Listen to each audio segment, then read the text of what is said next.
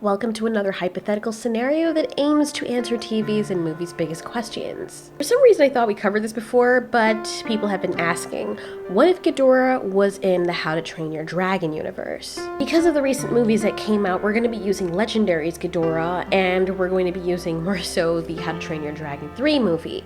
Now, if Ghidorah was in the How to Train Your Dragon universe, or he got teleported there, then let's assume that there's no other kaiju besides him. He would be the ultimate dragon, and he would be an alpha. He basically would take the place of what the Red Death used to do in the previous How to Train Your Dragon movies. You would think that the dragons would just naturally follow him because he's an alpha, and if Toothless were to come up against him, or to challenge him for that spot, things wouldn't go so well for him because Ghidorah is just a more powerful creature. Even if Toothless were to exert all of his energy and power with his plasma blast or whatever else he can do, he would be nowhere near powerful enough to face off against a brute like Ghidorah. Consider this, the Bewilder Beast is very powerful, but it's not as powerful as Ghidorah, not to mention, even if all the dragons were to come up against Ghidorah and do as much damage as they can, he would just keep regenerating, unless one of them can go nuclear like Godzilla and just incinerate every piece or every cell that Ghidorah has. So far, and there might be, but I haven't covered all the dragons yet in the How to Train Your Dragon universe, but so far, to my knowledge, there's no dragon that can go nuclear to the degree that Godzilla could in the King of the Monsters movie. So that means that Ghidorah would not have any worthy challengers that could set him straight. All the dragons would be at his mercy. That's assuming they would listen to him to begin with. Now, the other theory is that they wouldn't listen to him at all, because they are just regular animals. I mean, they may seem magical because of their properties, but in How to Train Your Dragon universe, the dragons are made to be more realistic, like they are essentially the fauna of that universe. That means that Ghidorah's cry would have no effect on them, and that's if he was teleported to their world. Now, if he did evolve on that planet or in this universe, maybe things would be different. But if Ghidorah was actually teleported to the How to Train Your Dragon universe and he emitted his alpha cry, these dragons would be seen as just regular animals. They're not classified as kaiju. Unless there are some really big dragons that are, like the Bewilder Beast, because you know, what is classified as a kaiju? In the Godzilla universe, the kaiju are just those colossal creatures that seem to have evolved or originated from a completely different place than the rest of the animals in the world. So when Ghidorah cries out and tells everyone to follow him, the only animals that answer are other kaiju, like Godzilla and Behemoth. Not that Godzilla would listen to Ghidorah, but he understands him. We say that creatures on Skull Island, Kong's Island, didn't listen to the cry because they already had an alpha, but come to think of it, would they even listen? Because a lot of the animals there are not technically kaiju, they're just really large animals, like the skerbuffalo. So that is a question in and of itself. What is classified as a kaiju? We know Daikaiju is a very large and powerful creature, but you can say the same about a blue whale, and even though it would be 4 times its size, hypothetically, let's say a blue whale is superbly large, it probably still wouldn't listen to Ghidorah because it doesn't really fall into that category. While it may be kaiju-like in its size, it may not be a monster to the degree that Godzilla and Ghidorah are. So that's something that we have to explore in another video. But if the dragons of the How to Train Your Dragon universe are just simply the animals of that universe, or one of the animals of that universe, and they are normal, even though they shoot fire and acid out of their butts and mouths, they probably would not respond to Ghidorah's cry. Not at first, not when he emits it, because they wouldn't understand. But if he did show up and the other dragons saw him in all of his glory, they may just bow before him, not because he's traditionally an alpha the way that Toothless is, but because the thing is so imposing. I mean, we saw what the Red Death did and how he was able to control all those dragons. They were afraid of him, and that's why they did what they did. He was another dragon like they were, so Ghidorah is not technically a dragon. I mean, he's a Hydra, he looks like a dragon, but he technically isn't because he came from outer space. So would they even be able to understand him? And if he realized that the only creatures he could manipulate are these dragons, then would he change his language to allow them to comprehend? We know that the kaiju of the Monsterverse are their own creatures because they did say in King of the Monsters that there is a certain frequency that can be played which speaks the language of the kaiju. And if certain creatures understand the same language, then that means they're the same species, but with different shapes. I know it sounds weird because we see the kaiju and they all look different and we think they're different species because the Mutos breed with the Mutos and other creatures breed with other creatures, but yet, in the end of King of the Monsters, they come together and bow before Godzilla. They all understand what each other says. How is it that they can look so different and understand each other so well? And you can say, well, they evolved together. No, that's not true, because a lot of the other kaiju lived in different biomes or lived in different places on the earth. Some lived underwater, some lived on one side of the globe, and the others lived on the other side of the globe, and they only converge when an alpha calls them to action. There are a lot of animals that we have on the earth today that evolved alongside each other, but we still have lions that can't understand zebras and hawks that can't understand mice, even though they've been at each other for all of these centuries. So that's not a good enough explanation, them having evolved alongside each other. The best explanation is that at their core, they are the same creature. Either that or all of the kaiju that can understand that kaiju language all came from the same ancestor. We went into theory about this in other videos, so you can go and check those out. We talk about how the other kaiju can understand Ghidorah and why other creatures on Earth can't understand Ghidorah or don't answer the cry. Anyways, because the dragons of the How to Train Your Dragon universe don't really fall into that category of kaiju that can understand that frequency, then it is possible they would not answer Ghidorah's cry. But wait, there's more. You may say, what about the Red Death in How to Train Your Dragon?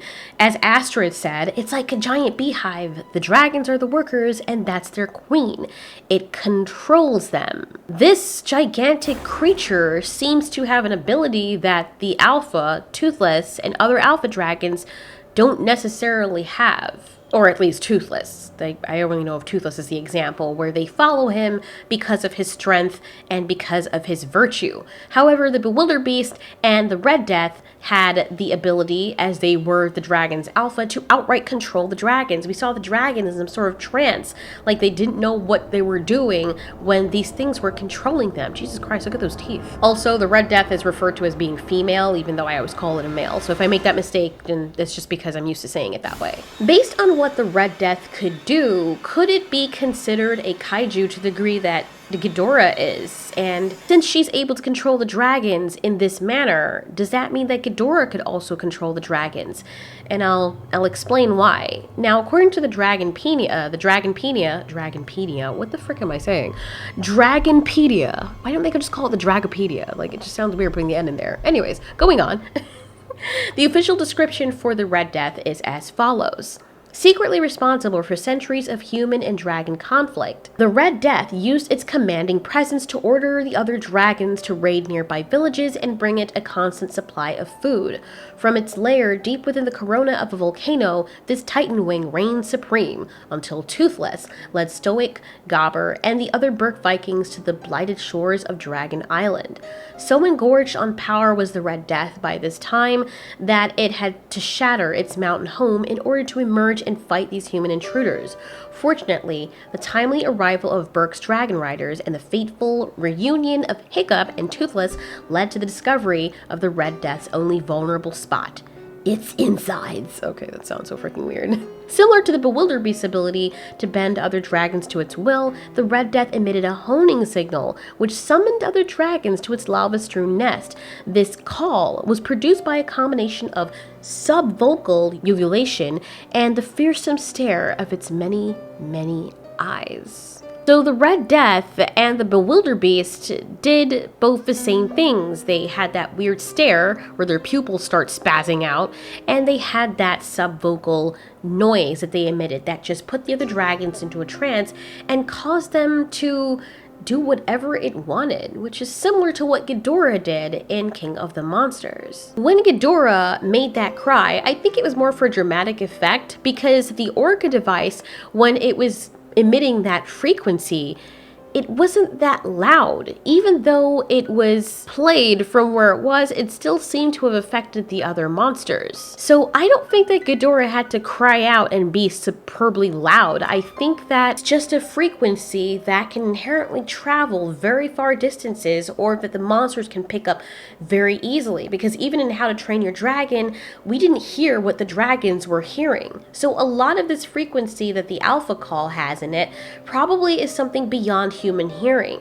If these dragons can be controlled in this manner because they can hear so well, and the titans can also hear so well, then it must mean that there is a possibility that Toothless and the other dragons, either one, because they have such good hearing, could fall prey to Ghidorah's whims, or the more even outlandish theory, and we'd have to assume that Ghidorah probably evolved alongside them, that it's possible that there's a shared universe where these dragons evolved from kaiju. After all, there are several dragons that are so big they can be classified as kaiju themselves. Now, we know this doesn't make any sense because How to Train Your Dragon and Godzilla are in two different universes. They're two different movies and franchises. But if we were to scientifically explain it, the most likely case would be that the dragons did evolve from kaiju. Or, like kaiju, they're probably one of the only creatures that can hear to that degree in order to pick up on an alpha call or something that controls them. Now, you know why I kind of like the theory that the How to Train Your Dragons, the How to Train Your Dragon dragons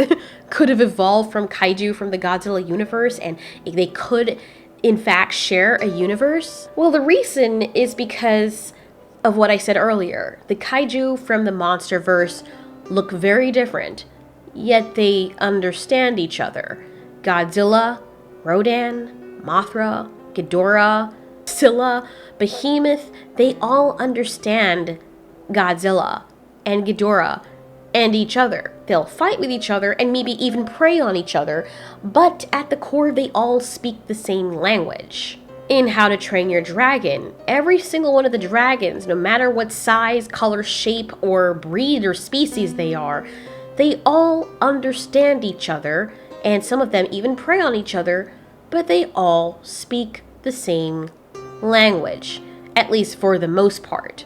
So the things that the Monsterverse kaiju and the dragons from How to Train Your Dragon have in common is that they all look drastically different, but all across the board, they understand each other, and will have one alpha that probably looks nothing like all the others. So by that logic, it is totally plausible that if Ghidorah did show up into the How to Train Your Dragon universe, that he could, in fact, control the dragons, because they have that ability to hear very well, and if he had always been in the universe, he'd be able to control them, because most likely, either they would have the ability to hear that frequency that Ghidorah emits when he cries, or they would be like a subspecies of kaiju. None of this is official. Like I said, this is just a theory. It's just fun. It's just us questioning and poking around. Of course, common sense, these two have nothing to do with each other, but it's fun to discuss hypothetical scenarios. The other question would be, could the dragons break away from this? Well, yes, of course. An alpha dragon like Toothless. Remember, in the Monsterverse, Godzilla and Mothra did not listen to Ghidorah. It's not like they didn't hear his cry, but they weren't as submissive as the other monsters, or they weren't as gullible or suggestible as the other monsters. Most of the dragons in the How to Train Your Dragon universe are very suggestible, but because Toothless has a much more strong personality and an alpha presence himself, he would actually challenge Ghidorah. He'd lose, but he would challenge Ghidorah in the same way that Godzilla and Mothra challenged Ghidorah in the Monsterverse. Toothless wouldn't be the only one. We remember that even when Godzilla had the alpha status, or even when Ghidorah had the alpha status, there were other kaiju in the world that didn't listen, like Kong and many others that we didn't see show up. So in the How to Train Your Dragon universe, Toothless wouldn't be the only dragon that didn't listen to the cry or defied the alpha in this case. The other concern is, if Ghidorah was able to control the dragons of the How to Train Your Dragon universe,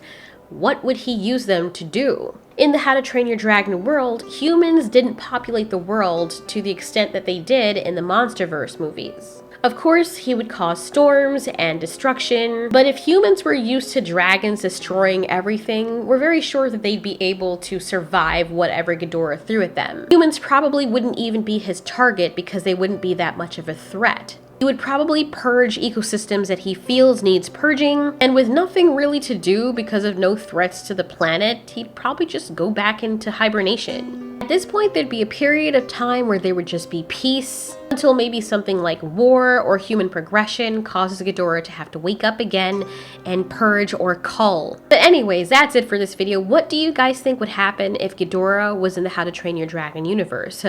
Even better, what would happen if the How to Train Your Dragons were suddenly teleported to the Monsterverse? Possibly nothing. They'd probably just go into hiding and find that a hidden world equivalent and just stay there. Maybe they go into the Hollow Earth and they would just, a lot of them would get killed, but they would just stay the hell out of the way. So one thing we know about the dragons from the How to Train Your Dragon universe is that they don't like huge titanic dragons like the Red Death and Bewilderbeast, and they give them a wide berth. Those titanic dragons eat dragons like Toothless and his friends. So we wouldn't see dragons being like, we'll save humanity. They're like, screw that. Maybe some of them would serve under Mothra or some other noble titan, but for most of the time they probably would just keep to themselves and have their own alpha, away from the kaiju. One more thing before I conclude this video. I know I didn't address this, but what would happen if the dragons were with if the dragons were with Hiccup and all the other Berk citizens? If all the dragons on Berk were to attack Ghidorah, what would happen? Would they win?